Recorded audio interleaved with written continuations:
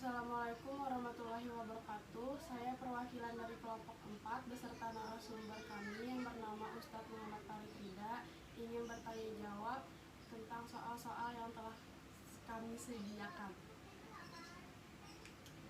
Nah, jadi pertanyaan pertama, bagaimana sih Ustadz cara wanita yang sedang hamil dan menyusui dalam membayar puasanya? Apakah harus dilakukan dengan cara maqdho atau dengan membayar fidyah?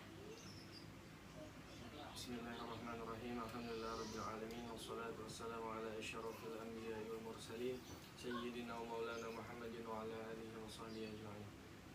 Di dalam syariat Islam tidak memberatkan kepada seseorang yang memiliki udzur, yaitu seperti yang ditanyakan tadi, yaitu mengenai seorang perempuan yang sedang hamil atau dalam keadaan masa menyusui.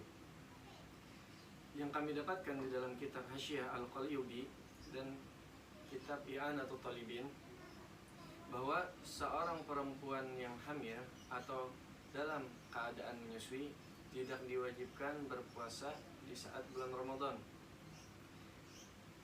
Akan tetapi mengenai pembayaran atau penggantian puasa itu terbagi menjadi dua macam. Yang pertama ialah jika seorang wanita itu khawatir akan dirinya sendiri dalam berpuasa. Apabila ia berpuasa takut akan menjadi mudarat bagi dirinya sendiri, maka ia tidak berpuasa pada saat bulan Ramadan itu, namun hanya mengganti satu hari puasa di luar bulan Ramadan. Apabila yang tidak puasanya satu hari saja, apabila tidak puasanya 2 hari, diganti juga 2 hari. Intinya sama. Yang kedua, apabila ia khawatir akan dirinya beserta anak yang ada di dalam kandungannya, maka sama. Ia hanya membayar puasa yang ia tinggalkan saja. Namun, apabila ia hanya mengkhawatirkan kepada anaknya, anak yang ada di dalam kandungannya, maka ia harus mengganti puasa di luar bulan Ramadan dan membayar fidyah. Membayar fidyah itu menurut Imam Romli, membayar fidyah itu ialah 1 mud apabila meninggalkan 1 hari puasa. 1 mud itu 6,75 ons. Yang dibayarkan pada saat fidyah itu ialah makanan pokok yang ada di negeri itu.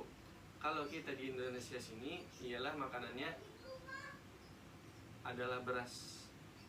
Nah, mengenai fidyah tadi, itu tidak bisa hanya dikira-kira oleh ibu dan keluarganya. Sekarang kita ada memiliki fasilitas, yaitu bisa bertanya kepada dokter atau bidan dan orang yang ahli dalam urusan itu, hal itu. Jadi mereka itu tahu bahwa ini kalau berpuasa maka akan membahayakan bagi si ibu dan anak. Nah, kalau ibunya meninggalkan puasa karena takut mudarat bagi ibu dan anaknya, maka ibunya tadi hanya membayar puasanya saja tanpa fidyah. Namun apabila menurut dokter, apabila ibu berpuasa maka janin ibu dalam keadaan bisa memudarat atau bisa keguguran atau bisa kekurangan gizi. Nah, maka ibunya ini harus bayar fidyah dan mengganti di puasa saat di luar bulan Ramadan. Bayar fidyah ini waktunya saat lebih afdol itu saat malam itu juga. Saat malam itu juga. Apabila paginya tidak berpuasa sampai siang, maka malamnya wajib bayar 1 fidyah, 1 mud. Nah, untuk 1 hari takarnya 1 mud. Namun boleh juga dikumpulkan apabila belum mampu dikumpulkan sampai akhir bulan Ramadan. Misalnya di dalam 1 bulan itu 10 hari sang ibu tidak berpuasa, maka di akhir bulan Ramadan ibu itu harus membayar 10 mud. Nah, begitu saja. Maaf maaf sebelumnya Ustadz, berhubung teman kami bernama Lutfi Anggreni sedang sakit, jadi Lutfi Anggreni menitipkan pertanyaannya saja. Pertanyaannya yang ketiga, bagaimana hukumnya menunda mandi wajib sampai imsak tiba? Mengenai hukum menunda mandi junub saat imsak tiba, maka hal ini tidak berpengaruh kepada sah atau tidak sahnya puasa, karena syarat dari puasa itu tidak ada menyebutkan bahwa puasa itu harus suci dari hadas besar. Namun di dalam kitab Ta'limul Muta'allim, Syekh Al-Jarnuzi menyebutkan, kata beliau, apabila seorang yang sedang junub namun menunda mandi junubnya, apabila ia melakukan aktivitas seperti biasanya, maka itu dimakruhkan. Bahkan apabila sampai misalnya ia makan, maka Allah akan mewariskan kefakiran kepadanya. Nah, tetapi ada ulama memberikan solusi apabila tidak langsung mandi junub. Cara menghilangkan kemakruhannya yaitu dengan cara berwudu terlebih dahulu. Nah, kalau kita sudah berwudu, maka hilanglah kemakruhannya sampai kita mandi junub. Begitu saja.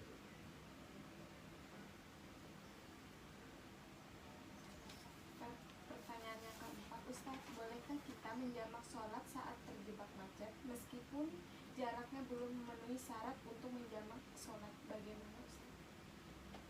Mengenai hukum menjamak sholat dalam keadaan terdesak, walaupun tidak sampai jarak 16 farsakh atau 2 marhalah, kurang lebihnya 84 km, maka di dalam kitab Mughyatul Mustarsyidin dan di dalam kitab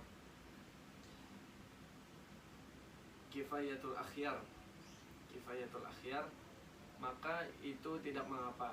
Namun jangan sampai itu dijadikan suatu kebiasaan, hanya dilakukan saat terdesak saja gitu. Baik Ustadz, pertanyaan terakhir, bagaimana apabila kita ingin membangun rumah tetapi kita meminjam uang dari bank? Mengenai masalah bank konvensional ini tentu menjadi ikhtilaf para ulama. Ada yang menyebutkan bahwa bank ini tidak riba, ada yang menyebutkan bahwa bank ini riba. Tetapi pendapat yang kami ambil ialah menurut kaidah usul fikih, kullu qardin jarra manfaata fahuwa riba, yang artinya setiap pinjam meminjam yang ada perjanjian pengambilan manfaatnya, maka itu termasuk riba.